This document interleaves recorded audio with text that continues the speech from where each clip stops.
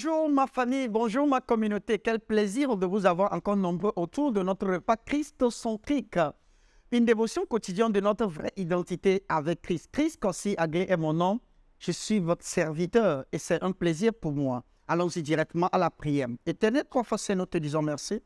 Nous glorifions ton nom, nous sanctifions ton nom. Papa, merci pour tout ce que tu ne cesses de faire dans nos vies. Papa, merci parce que nous savons que nous avons l'Esprit de Dieu qui est en vie. Ton Esprit qui vit en nous, Papa. Nous sommes inséparables. Et nous savons que nous n'allons plus marcher selon la chair, mais selon cet esprit. Papa, nous demandons que cet esprit-là, cette manifestation soit efficace et palpable, tangible dans notre vie. Au nom précieux de Jésus.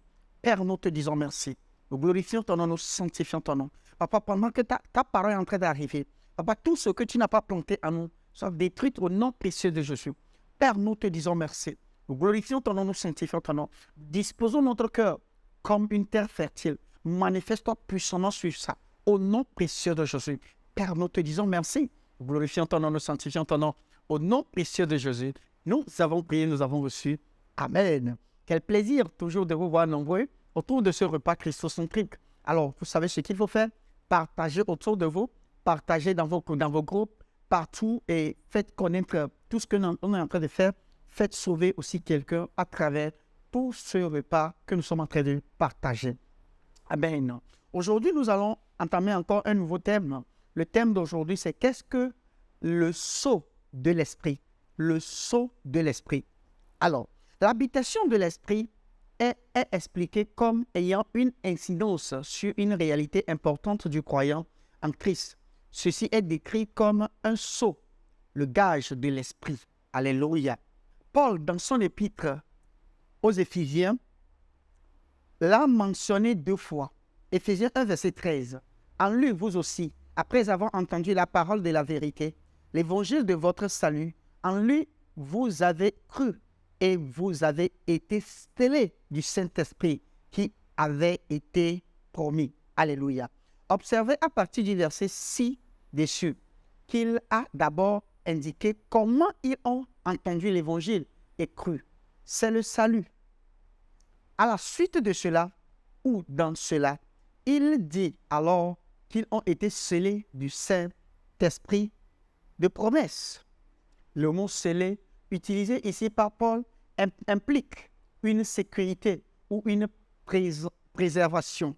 Par conséquent, le terme scellé renforce davantage ce qui avait été expliqué précédemment à propos de l'habitation de l'esprit, comme expliqué par résidence et permanence. Vous vous rappelez, dans une série ici, nous avons parlé de 2 choses, donc la résidence et la permanence. Donc, nous avons dit que l'Esprit de Dieu réside en nous et réside en nous, ou comment? Permanemment. Par conséquent, l'Esprit vit dans le croyant pour toujours. L'Esprit vit dans le croyant pour toujours. La deuxième utilisation de ce mot par Paul se trouve dans Éphésiens 4. Éphésiens 4, verset 30.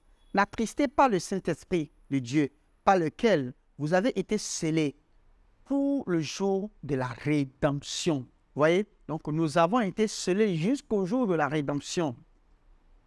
Pour le jour de la rédemption. Alléluia. Le mot n'attrister implique d'ennuyer.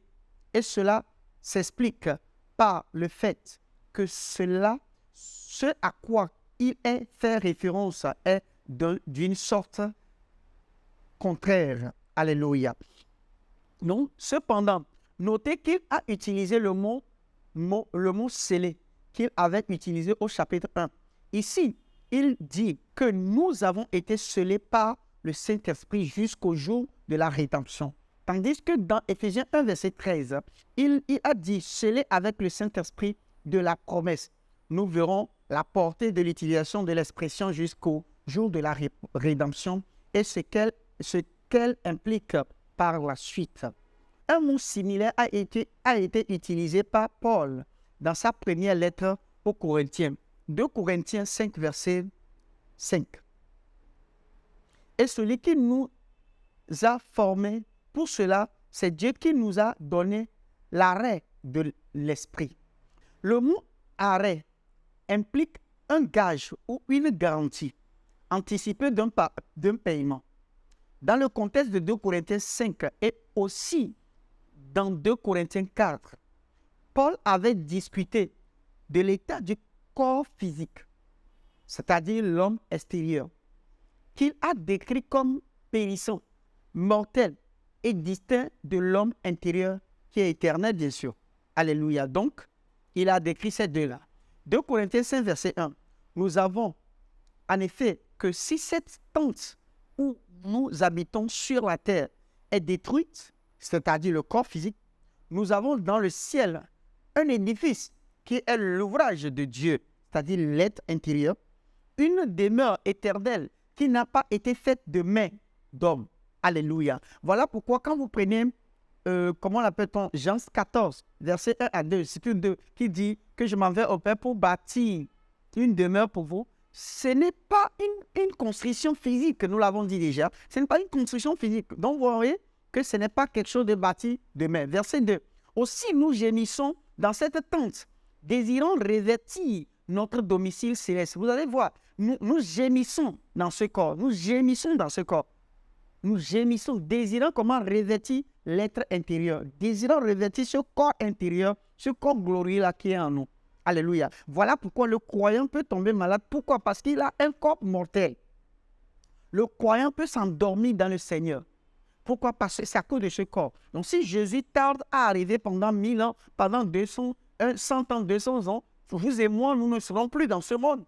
Nous allons partir. Pourquoi? Nous allons nous endormir dans le Seigneur. Mais ça ne veut pas dire que nous sommes morts. C'est différent. Nous sommes endormis dans le Seigneur en espérant le jour de la résurrection pour qu'on puisse se ressusciter avec le corps glorieux. Mais si Jésus ne tarde pas et que Jésus venait avant, c'est-à-dire avant notre sommeil en Christ, ça veut dire que nous n'allons pas nous endormir, mais nous allons revêtir cet homme intérieur, ce corps intérieur. Voilà pourquoi l'homme qui est né de nouveau, le croyant gémit. Il gémit pour pouvoir revêtir cela. C'est un gémissement qui est au plus profond du croyant. Je répète ce verset, c'est-à-dire 2 Corinthiens 5, verset 2. Aussi, nous gémissons dans cette tente qui est l'être intérieur, désirant revêtir notre domicile céleste, qui est l'être intérieur qui est en nous.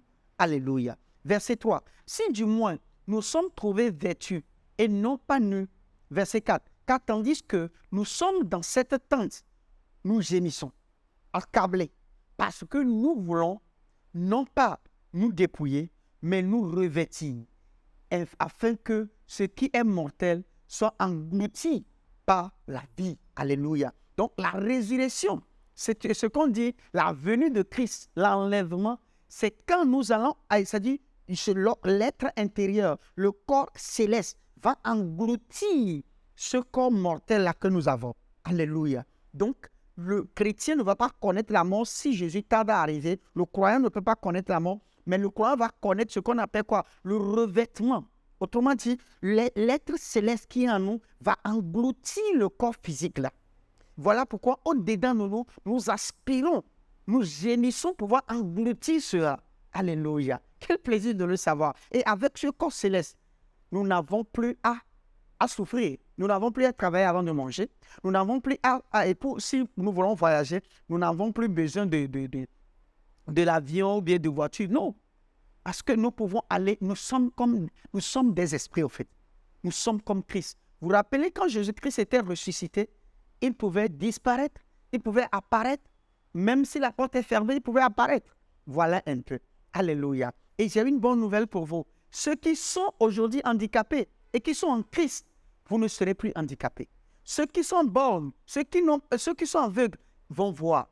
Tout ce qui n'est pas parfait en vous actuellement sur ce corps physique serait très parfait dans le corps céleste. Alléluia. Quel plaisir de le savoir. Et nous aspirons ce jour-là revêtir ce corps céleste. Et je vous vois revêtir ce corps céleste dans le jour du Seigneur pour qu'ensemble nous pouvons nous jouir de ce corps-là. Et dans ce corps-là, il n'y a plus de mort. Nous allons vivre éternellement avec Christ. Oh, quel plaisir. Le thème tente au verset 1 était dans la description de l'homme extérieur qu'il avait décrit au chapitre 4. 2 Corinthiens 4, verset 18, 14 à 18. Il a clairement, distingué l'homme extérieur de l'homme intérieur. Donc, l'homme extérieur, c'est notre corps physique. Et l'homme intérieur, c'est le Christ qui est en nous. Alléluia. Et ce Christ qui est en nous va engloutir ce corps physique-là. Donc, aujourd'hui, si les gens qui s'endorment dans le Seigneur, ils se sont juste lassés de ce corps. Voilà pourquoi nous ne pouvons pas les voir parce qu'ils sont comment? Dans leur corps céleste déjà. Alléluia. Ils sont en Christ, espérant revêtir ce corps céleste-là. Alléluia. Je vous vois revêtir cela ce jour au nom précieux de Jésus. Et la preuve que vous allez revêtir cela est que vous avez l'Esprit de Dieu en vous.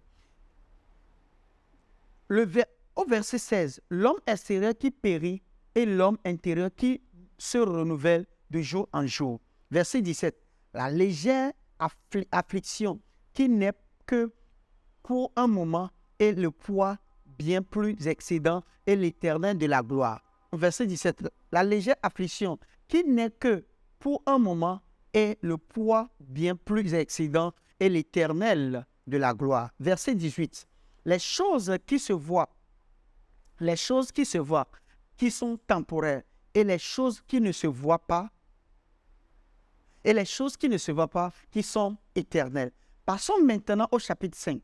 La tente qui devait être dissoute, qui périt, est mortelle, temporelle, mais référence à l'homme extérieur, expliquant le corps physique dans son état actuel. Alléluia. Que vraiment, au verset 4, il se réfère ensuite au gémissement dans ce tabernacle, que nous ne soyons pas dévêtus, mais revêtus, que la mortalité soit engloutie par la vie. Donc, on est en train de prendre les versets par verset et expliquer. Donc, le verset 4, c'est le verset 4 qui nous montre que réellement, le jour du Seigneur, c'est-à-dire le jour de la résurrection, qu'est-ce qui va se passer? Le jour où le Seigneur vient, et c'est-à-dire nous cherchera, c'est l'enlèvement généralement, nous parlons de l'enlèvement généralement de l'Église. L'enlèvement de l'Église, ce n'est pas un voyage que vous allez voir. Nous ne allons pas voyager vers quelque part, non. Ce corps céleste qui est en nous va engloutir ce corps physique. Et ça serait de l'engloutissement pour ceux qui ne se sont pas endormis dans le Seigneur avant l'arrivée de Christ. Mais ceux qui seront endormis dans le Seigneur, eux, ils vont naturellement se réveiller avec quoi? Ce corps céleste. Alléluia. Ainsi, au verset 5, lorsqu'il mentionne comment nous avons reçu les arrêts de l'esprit, c'était pour effectuer ce changement dans le corps physique qui est appelé la rédemption du corps. Alléluia. Alléluia. Donc, la rédemption du corps. Nous avons eu la rédemption du Christ, mais nous avons notre rédemption du corps qui est appelée aujourd'hui, que généralement les gens sont en train d'appeler comment? L'enlèvement. L'enlèvement est par les vidéos, en nous montrant les gens qui quittent avec les vêtements qui tombent. Ces vidéos-là, c'est des vidéos qui vous torturent l'esprit. Ce ne sont pas vrais, ce ne sont pas la réalité de l'enlèvement que la Bible a expliqué. La réalité de l'enlèvement que la Bible a expliqué, c'est que quoi? Le corps céleste qui est à l'intérieur de nous, déjà par l'esprit, va engloutir le corps physique. Alléluia. Quel plaisir de le savoir. Voilà pourquoi papa a l'habitude de dire que quoi? Jésus, entre-temps, était venu nous sauver. Il est revenu après avoir payé, il est revenu pour enseigner et repartir. Maintenant, il est reparti pour vivre en nous. Bon, l'enlèvement serait quand? Serait qu'il viendra par nous. Alléluia. Il viendra en nous. Il viendra en nous, c'est comment? C'est quand le corps céleste va engloutir le corps physique. Alléluia. Quel plaisir de le savoir. Et c'est vraiment, vraiment, vraiment puissant. Et c'est ce que tous les croyants espèrent. C'est ça notre espérance aujourd'hui. C'est ça notre espérance aujourd'hui. Et c'est ça l'étude du dernier temps. Alléluia. Voilà pourquoi, si la Bible a été vraie, dans le sens où la promesse, Jésus a été une promesse dans l'Ancien Testament, et nous avons vu la promesse s'accomplir dans les 4 évangiles et dans les épîtres. Et si la Bible dit que nous allons être revêtus par le corps céleste, qui sommes-nous pour ne pas croire à cela? Et c'est ça l'enlèvement de l'Église. Alléluia. Confessez ceci avec moi. L'Esprit dit en moi, je garde l'homme intérieur, celui qui se renouvelle de jour en jour, qui est éternel. Je sais que l'homme extérieur qui sera changé par l'Esprit en moi. Alléluia. Répétez encore une fois. L'Esprit dit en moi, je regarde l'homme intérieur, celui qui se renouvelle de jour en jour, qui est éternel. Je sais que l'homme extérieur qui sera changé par l'Esprit en moi. Quel plaisir de le savoir. Éternel, trois fois, nous te disons merci. Nous croyons à la parole. Nous savons que la parole est la réalité, est réelle et est vraie, papa. Nous savons, papa, ton intégrité en envoyant le Seigneur Jésus-Christ dans cette terre, en envoyant le Seigneur Jésus-Christ pour payer pour nous. Papa, nous avons vu toute l'intégrité, toute la réalité de la parole. Et nous croyons aussi au dernier temps, nous croyons aussi à l'enlèvement. Et l'enlèvement, nous croyons, papa, que ce corps céleste qui est en nous va engloutir le corps physique. Papa, que cette réalité commence par résonner en nous au nom précieux de Jésus. Père, nous te disons merci. Nous glorifions ton nom, nous sanctifions ton nom. Papa, nous savons et nous sommes convaincus d'une chose. Nous savons et nous sommes convaincus d'une chose, que nous sommes sauvés. Et ceci est notre don que nous espérons. Père, nous te disons merci. Au nom précieux de Jésus, nous avons prié, nous avons reçu. Amen, amen, amen. Quel plaisir de vous avoir nombreux jusqu'à la fin de ce repas. Et pour ceux qui ne l'ont pas fait, partagez-le autour de vous. Partagez-le à un plus grand nombre. Et pourquoi pas, si vous avez des questions, envoyez-nous ça sur nos numéros qui s'affichent et le mail qui s'affiche. Et ensemble, nous allons vous répondre et nous allons vous soutenir. Même si vous avez des témoignages, pourquoi pas partager vos témoignages avec nous. Nous serons très ravis de vous lire. Tout en espérant vous voir demain à la même heure, à la même plateforme. N'oubliez pas, je suis Chris Corsi Anglais. Je vous dis, le royaume des cieux est en puissance. Amen, amen, amen. Que Dieu vous bénisse, que Dieu soit avec vous, que Dieu vous bénisse. Passez une très bonne journée. Je vous aime. Hello, I hope you have been blessed by that wonderful message. The Bible says, man shall not live by bread alone, but by every word of God. For you to grow spiritually, you need to hear, study, and meditate on the Word. You need to not only hear, but to also read and see. And that is why you need the Christocentric meal. To order this life-changing book and other titles, DVDs, and CDs by Dr. Abel Damina, call the number or email the address on the screen. This is a book that reveals to you who you are in Christ, what you have in Christ, and what Christ can do through you. This book interprets and breaks down the Word into daily meals, making it easier for you to understand and study, build up and strengthen your inner man, all the while growing your relationship with God and your confidence as a believer.